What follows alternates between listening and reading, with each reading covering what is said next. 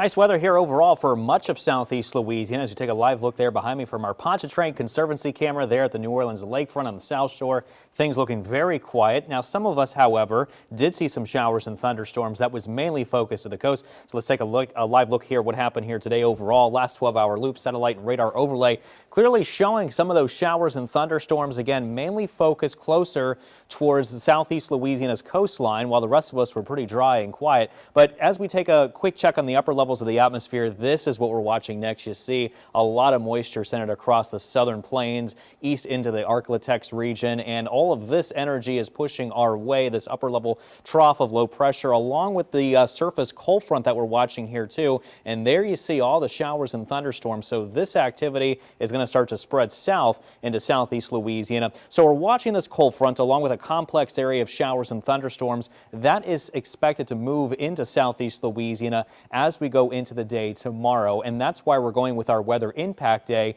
because we can expect some of those showers and thunderstorms to not only become a little bit more widespread and numerous, but also some of them could produce quite a bit of maybe even some stormy to even severe weather potential. There is, a matter of fact, a level 1 marginal risk of severe weather highlight for much of southeast Louisiana and South Mississippi. That does mean that isolated strong to severe thunderstorms are possible. And right now, the main threats that we're thinking are going to be some gusty winds here at times and maybe some locally heavy downpours that could produce a low-end threat of seeing some flash flooding in some locations. Not necessarily expecting any hail, and definitely not very favorable for any type of tornadic weather environment, which is pretty good. So as we go into the rest of this evening, just looking at some passing clouds, but that's about it. And then as we go into overnight tonight through early tomorrow morning, we start to notice that the clouds begin to increase across much of southeast Louisiana. Here comes that area of showers and thunderstorms beginning to affect the coast and the bayou first around 1 o'clock in the day, and then you see everything becoming a little bit more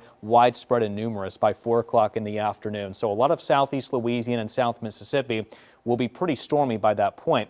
And then you see that line here across the North Shore developing even more by 6 p.m. and then that begins to spread across the rest of the area by 9 p.m. So it's looking likely that we may even see a couple rounds of some stormy weather beginning to push through the area just in general throughout the day tomorrow. But by midnight on Tuesday, that's when we start to see some improvement, even though some of us are still looking at some wet weather. And then by 5 o'clock in the morning Tuesday, a gradual improvement there, and we may even see up to about an inch or two of rain, with some locally higher totals certainly a possibility. But that's great news because we do need the rain. The flooding is not a good thing, but we definitely still need the rain as extreme drought conditions continue across much of southeast Louisiana, specifically towards the South Shore.